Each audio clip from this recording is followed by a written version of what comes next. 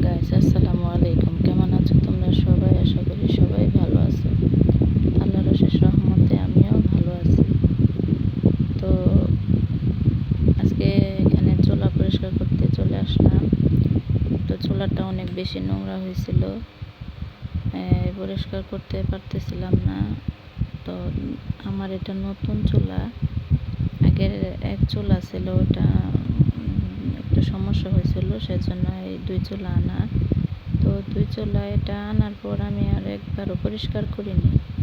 পরিষ্কার বলতে এরকম ডিপ ক্লিন করিনি, এমনি প্রতিদিন রান্নার পরে তো মুছে রাখি, এরকম ডিপ ক্লিন একদিনও করা হয় নাই। তো আগে আমি কিছুদিন পর পরই চুলা এরকম ডিপ ক্লিন করতাম, পরিষ্কার করতাম সব কিছুই। কিন্তু এখন আমার ছোট্ট বেবি আছে, সেজন্য আর আগের মতো সব কিছু করতে পারি না। সেজন্য একটু জিনিসপত্রগুলো নোংরা হয়ে যায় খুব তাড়াতাড়ি, কিন্তু আবার নোংরা জিনিসও ব্যবহার করতে পারি না। দেখো, পরিষ্কার করার পরে চুলাটা কত সুন্দর লাগতেছে, একদম নতুন, চকচক চকচক করতেছে। তো এই সিঙ্কটা আমি যে ভীম দিয়ে এখানে এই যে তারের মাজনি দিয়ে এটা সুন্দরভাবে মেজে নিচ্ছি। মেজে সবগুলা ময়লা পরিষ্কার করে নিচ্ছি। পরিষ্কার করে তারপর পানি দিয়ে ধুয়ে নেব। আগে প্রথমে মেজে নিচ্ছি, তারপর পানি দিয়ে ধুয়ে পরিষ্কার করে নেব।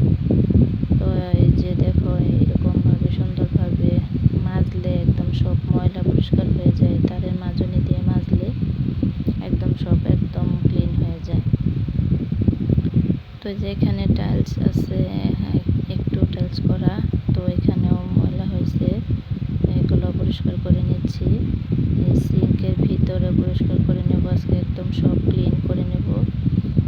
তো প্রথমে এখন মাজা শেষ, মেজে নিয়েছি। এখন এটা পানি দিয়ে ধুয়ে নেব। ধুয়ে একদম দেখবা রান্নার সময় কিংবা যে কোনো কাজের সময় সব কিছু একদম পরিষ্কার পরিপাটি থাকলে কাজ করতেও মনটা ফুরফুরে থাকে। আর সব থেকে বড় কথা হলো, মন মেজাজ ভালো থাকলে কাজে মন বসে, সব কিছুতেই মন বসে। আর যদি মনে শান্তি না থাকে, আর মন যদি ভালো না থাকে, তাহলে দেখবা কোনো কাজও করতে মন চায় না, ভালো লাগে না। তো দেখো, এখানে আমি যে এইভাবে সুন্দরভাবে ঘষে ঘষে পরিষ্কার করে নিচ্ছি, মেজে তারপর ধুয়ে নেব। তো প্রথমে এই দিকটা সুন্দরভাবে মেজে নিচ্ছি ওই ভীম দিয়ে আর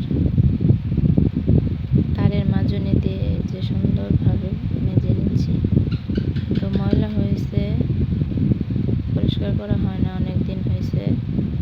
তো দেখো, পরিষ্কার করা হয়ে গেছে। যে আমি এই কলটাও মেজে নিয়েছি, এখন ধুয়ে নিচ্ছি। দেখো, পরিষ্কার করার পরে কতটা সুন্দর ঝকঝকে করতেছে।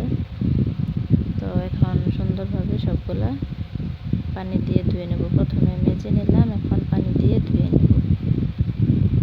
তো তোমরা সবাই আমার ভিডিওগুলো দেখবে, আমার চ্যানেলটার পাশে থাকবে, আমার পাশে থাকবে, চ্যানেলটা সাবস্ক্রাইব করবে, আমার ভিডিওগুলো বন্ধুদের সাথে শেয়ার করবে, একটা লাইক দিয়ে দিবে, সুন্দর সুন্দর মতামত কমেন্টের মাধ্যমে জানাবে।